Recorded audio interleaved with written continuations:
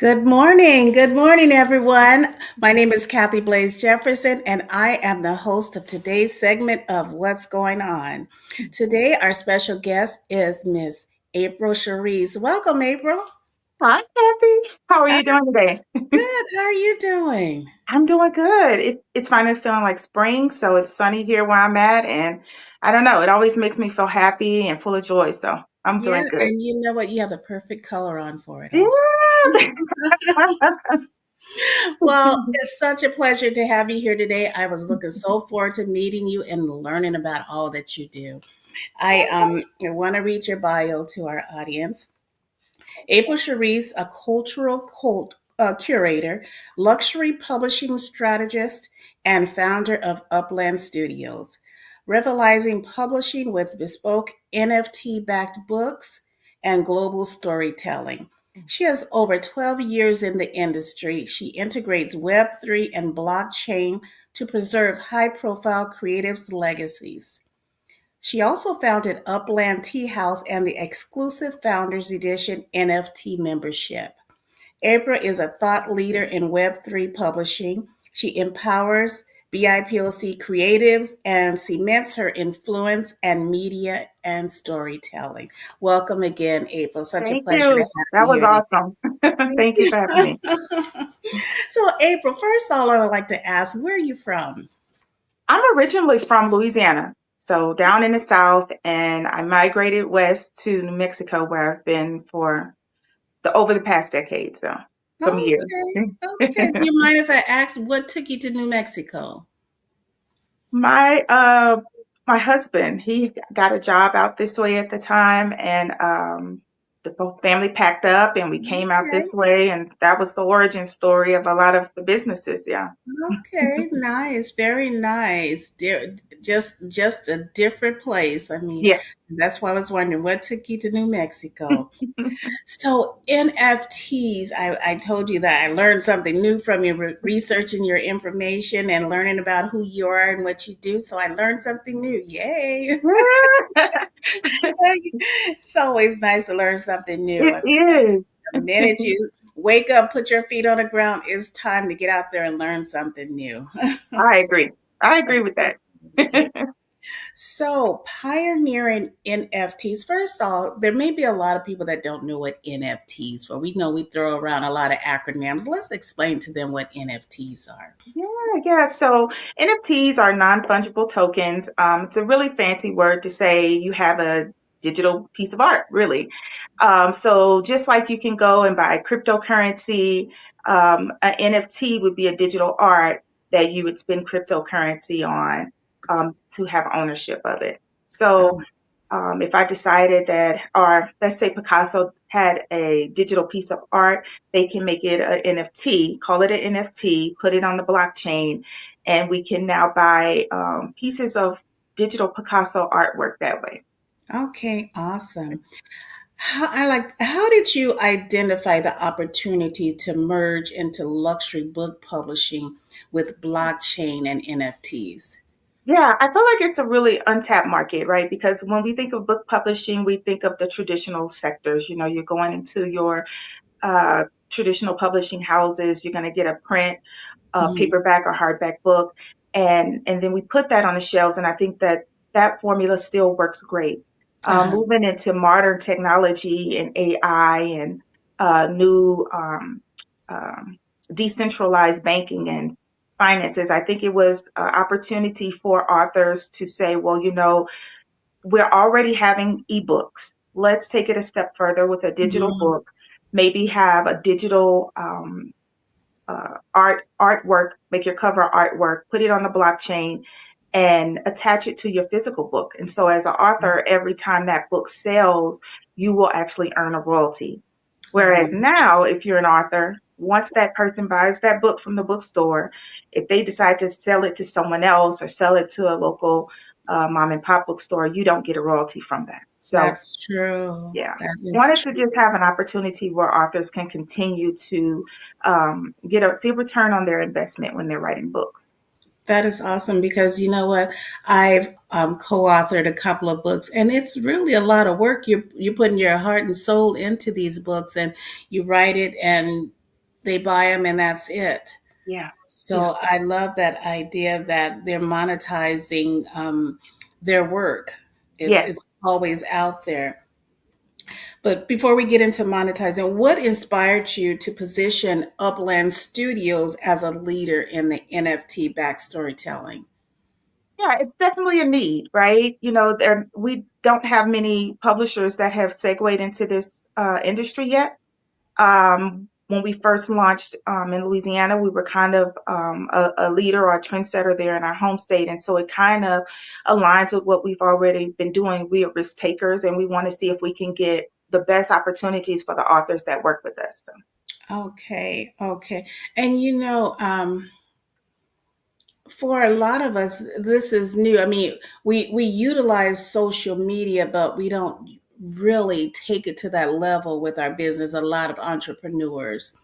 right, right. Do you ever run into any pushback as far as I'm trying to convince artists into utilizing this service? Yeah, yeah. Think in other forms of art, for instance, visual art, music artists, they are already tapping into these industries as a form of expansion to their brand. Because the literary industry has been so traditional throughout Mhm. the years, it's been a learning curve for a lot of our clients. Well, what I can say that stepping into the luxury market, now you are speaking with brands that want to learn how that they can expand beyond just saying I have this physical record out or I just finished this film. It one gives them an opportunity to connect with their audience in a more intimate platform. Uh-huh. And also, what I didn't tap into earlier is that not only does the creator have the opportunity to earn, but it becomes an investment piece for the customer as well. And so those three components together have really been able to shift the mindset of a lot of people when it comes to NFTs and diversifying how they release product. Okay. And you mentioned the words luxury brands. Where does that stand? How do you determine what's a luxury brand? So for us, it's going to be established, and I don't want to keep using brands, but entities that exist. That's going to be in terms of film, Paramount Studios, the top tier in production houses, or if you want to consider music, then you're going partnering with record labels, excuse me, that have the history and the legacy of artists within their under their umbrella. If you're speaking April, fashion, yeah. I'm sorry. I'm going to have to put you on hold for 1 second. I'm seeing that my battery has an issue here. Hold on Sure. just 1 second, please. I'm going to have to step out for just a moment.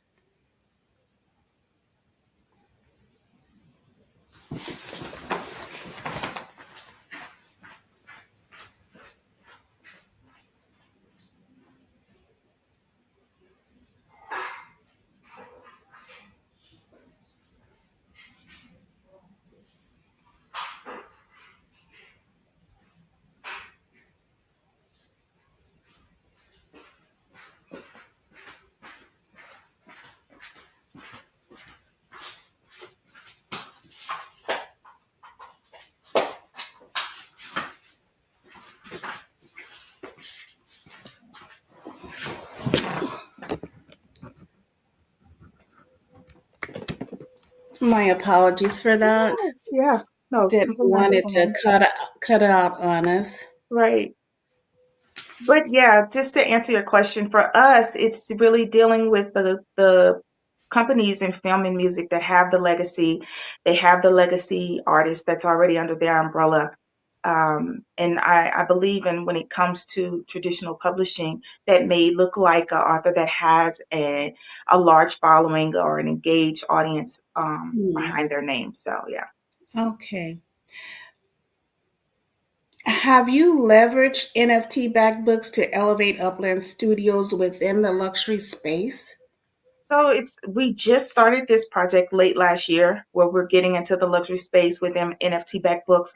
like I said before, we wanted to make sure that not just the industry, but our clients fully understand the incentive of having these NFT backed books when publishing. And Yeah. so we went into our first deal in the fall of last year, and we're really excited about it because it's going to be releasing in these coming months. So, yeah. Congratulations. That Thank is you. awesome.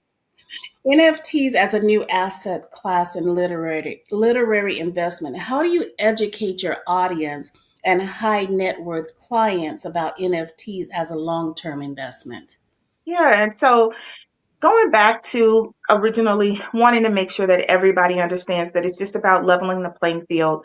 Well, we have a digital magazine called Books of the New Rich where we try to put as much pertinent information um, and try to break it down so that like a fifth grader can understand it because it's such a new way to wrap your mind around it. So we send out communication articles to our clients, tapping into opportunities like speaking with you and having print interviews where we can speak about NFTs to educate the community at large. We also have a NFT community that we're trying to draw in as many people of interest to say, hey, not only can we educate you and inform you, but you can also start your investment portfolio here with us as part of the community too. So we welcome everyone that has an interest. They can subscribe to our mailing list to get this information directly to their inbox with no strings attached, or through our magazine, our digital magazine as well. What strategies have you used to build a trust and enthusiasm amongst traditional book buyers who may be hesitant about Web3? Yeah, so Web3 is kind of has been a challenge to get the customer or the consumer to understand it, what it is in its entirety. So what we focus on is the investment piece. And when you think of investment, sometimes in our experience, the customer's like, oh, I don't have the money for that, or now's not the time for that.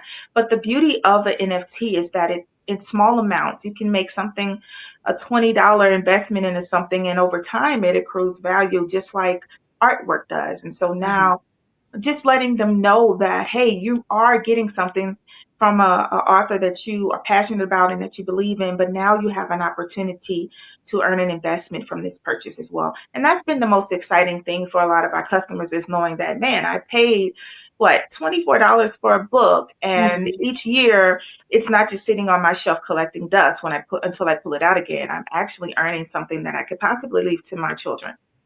That is awesome. That is awesome.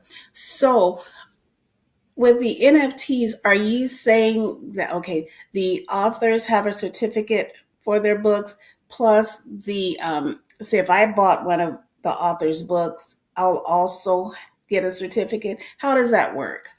Yeah, so when you are thinking about the blockchain, they come with smart contracts. And so with that smart contract, we make sure we itemize a royalty share for every customer. So the and as well as the author, of course. And so digitally, this smart contract cements the buyer's information through their digital wallet. So just like through their bank, if it was traditional finance company, and then every time that book sells, and as that product earns value, the author and then the customer, it will diversify and send that payment based on what those percentages are to each person. Okay, Yeah. this is huge. What inspired you to get into this, April, into this field? Publishing, man, publishing, like I said, it's been about 13 years now for me in publishing. I had a friend, one of my closest friends. She was first starting her story as a series that became something big as Avatar. It's her own Mhm. characters and her own world. And again, we didn't have much of a publishing influence in Louisiana. And so Okay. my journey pretty much started with her, trying to figure out how we can get this book out there, trying to determine ways that we can also get this concept, because it was different. It's a faith-based book, to the masses. And so building my network there is what drew my interest. I'm like, this is really an interesting market. Not just because it's books, but you really get to hear some amazing stories from amazing people. So yeah, it came organically just through friends. And with the NFTs, it's not just about making money. It's also about protecting the legacies for these authors and these Mhm. creatives. Correct? Yeah, yeah, exactly. And I think that is huge because again, in our industry, once a book sales begin to slow down, we're going to backlist that book. And so Mhm. it doesn't get the push and the interest as something new or something that is progressing better in sales.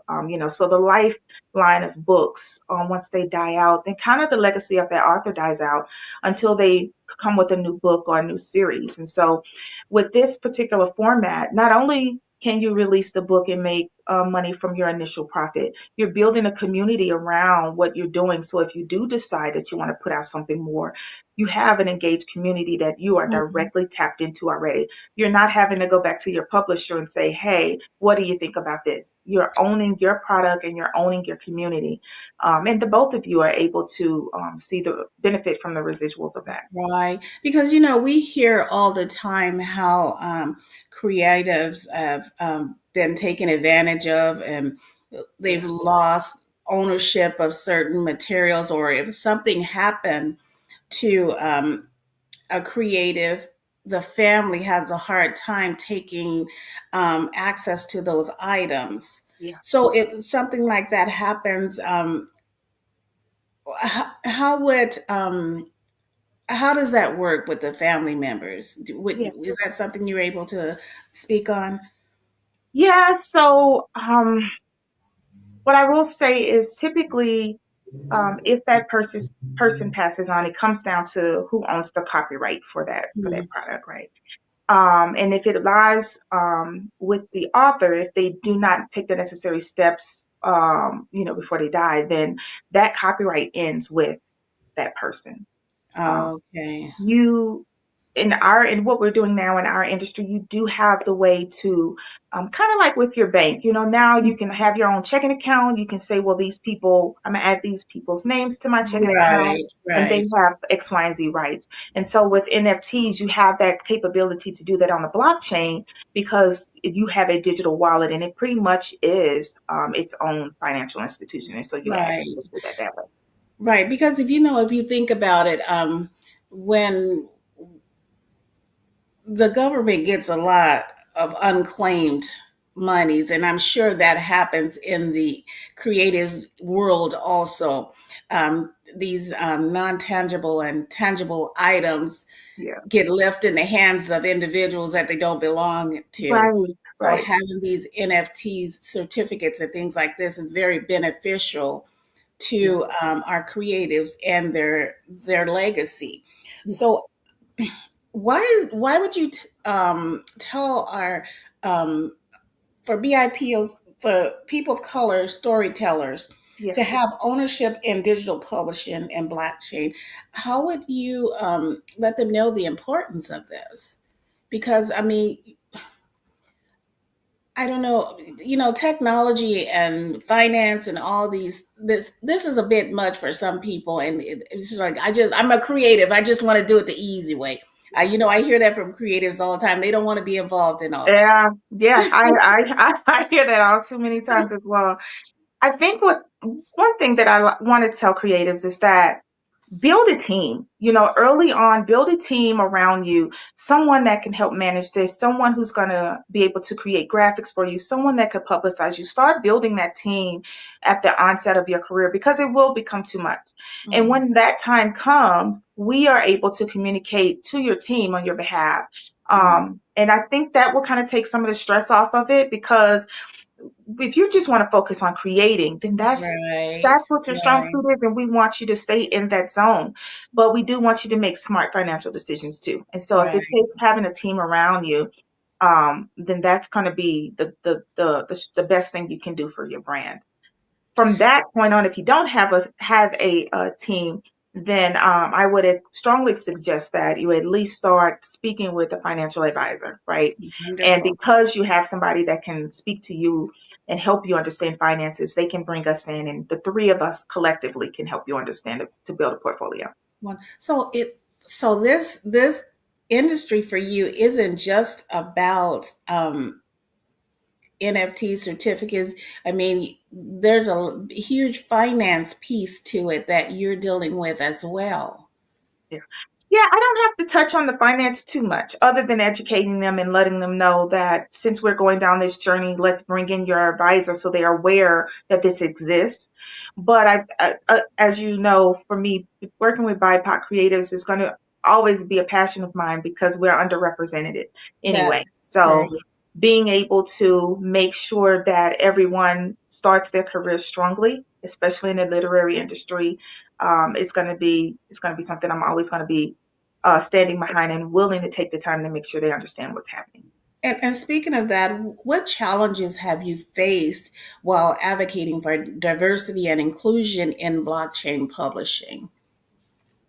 Whew, that is a Mhm. good question. That's a good question. Mhm. What I could say, probably one of the biggest pushbacks, right, is that on the consumer side, believing that it's going to take a huge financial investment. Once some people or a certain demographic hear investments, they're like, I'm not ready for that right now. And you're pulling, getting them to pull towards you and they're pulling away.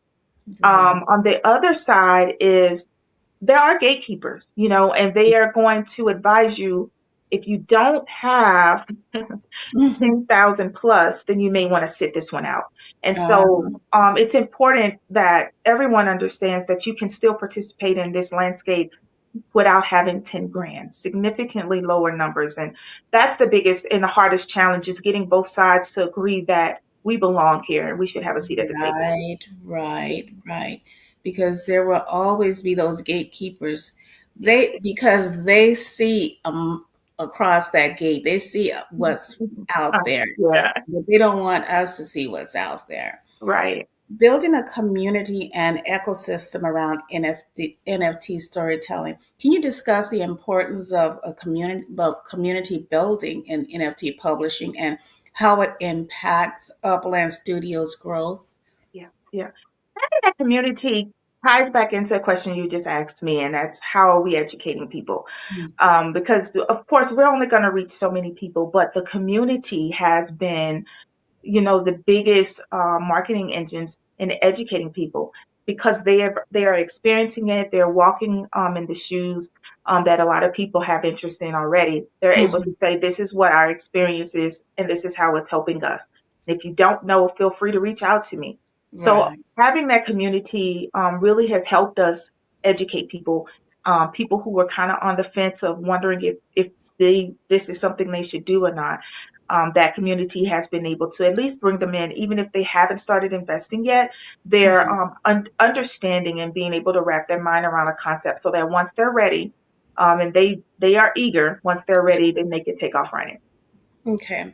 So, I want to just be clear on this, just in case someone else out there looking isn't clear. You spoke about an investment.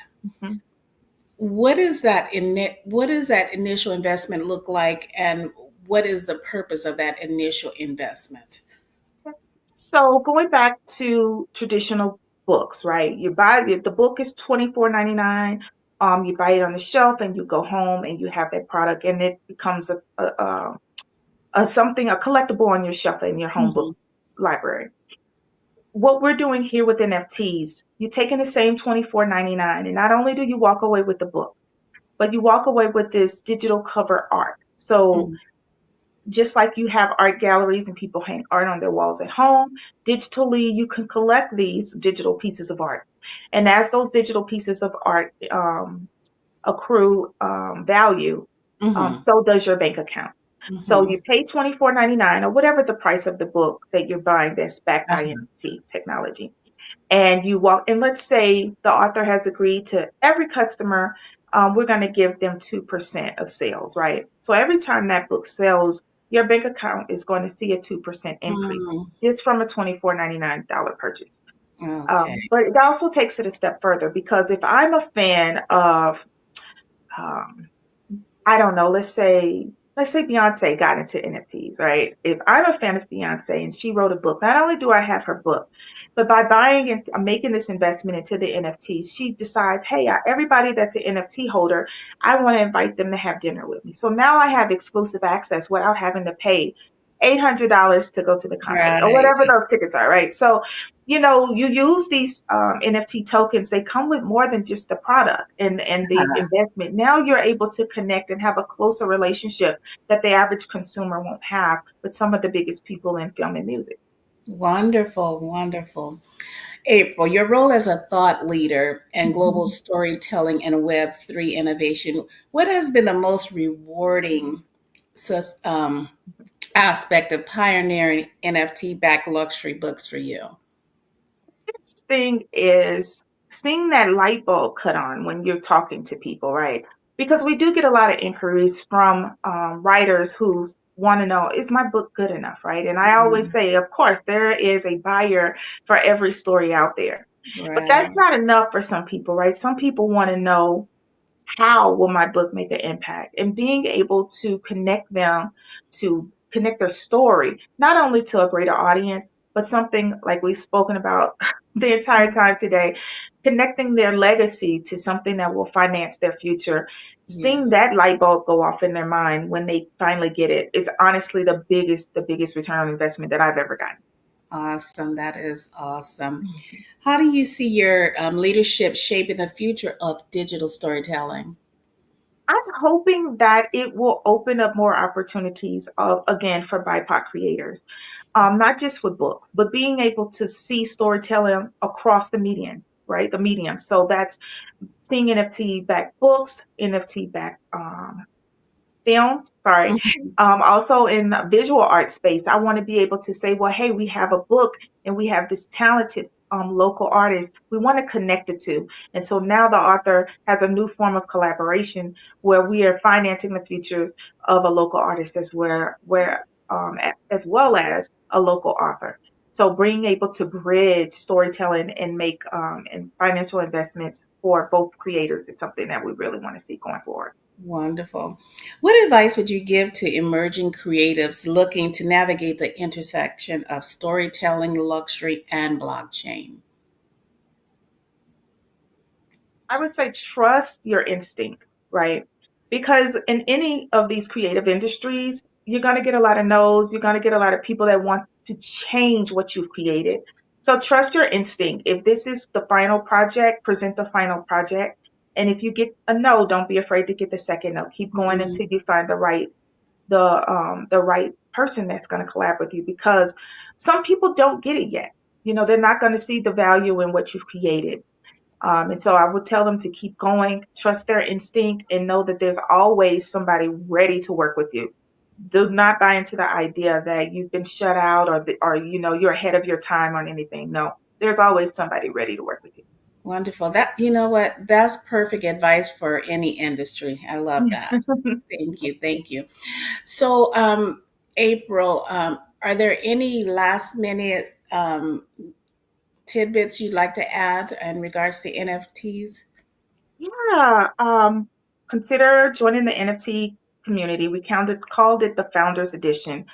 Even if you're not at a place where you're ready to invest, being able to have that information to keep you educated and informed as this industry grows is going to be incremental into your financial future. So Mm, definitely come visit uplandstudios.com, subscribe so you can be a part of the community to continue to be educated. Also, through once you subscribe, you can know some of the great projects we'll have coming out, with again from the film and music industries that you might want to be a part of as wonderful. well.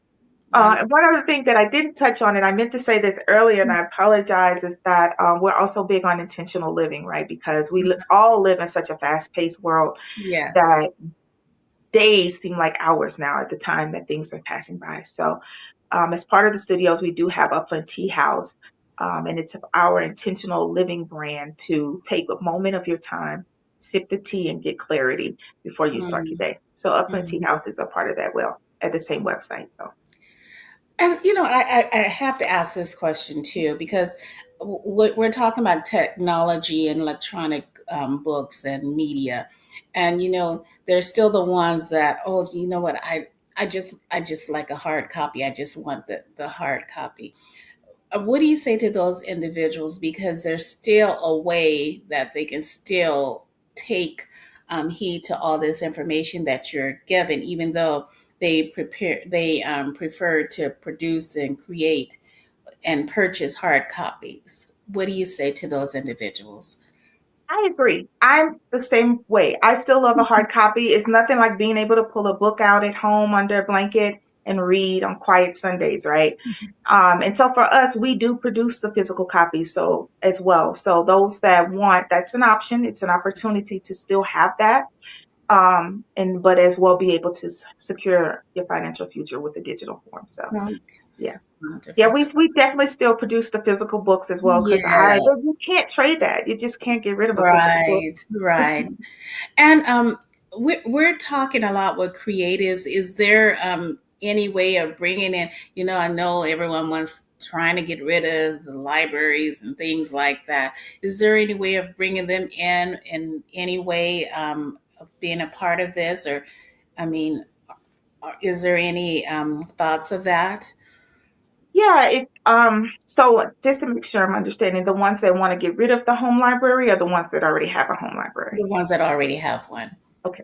Yeah, if they already have a home library, it's going to be hard, right? Because Mhm. now we're going to have to tap into those creatives that you purchased from and say, well, hey, for instance, Harry Potter. If you already have a whole collection of the Harry Mhm. Potter books, J.K. Rowling may one day say, you know what?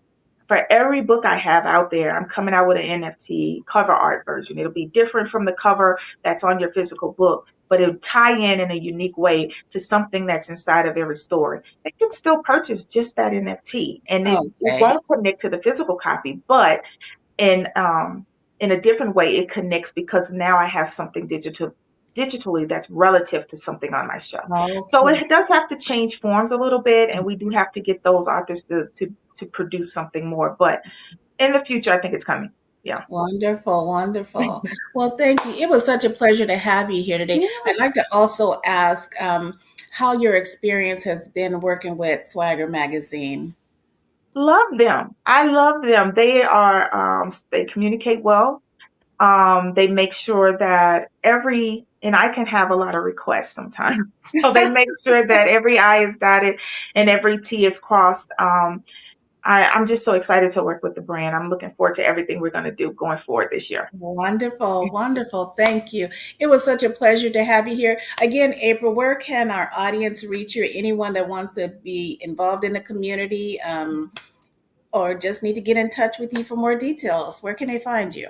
Sure. Uplandstudios.com. You get all your information about the company, about NFT. You get all access to me and my team, uplandstudios.com. That makes it real easy. Wonderful, wonderful. It was such a pleasure to have you here, Miss April. And you look just like spring today. Thank you. Thank you. I Thank enjoyed my you. time here with you, so thank you. Wonderful, wonderful. I learned a lot today, and I'm looking forward to hearing more from you and what you and your community is doing. So thank you. Yeah. Thank you. Y'all have a great weekend.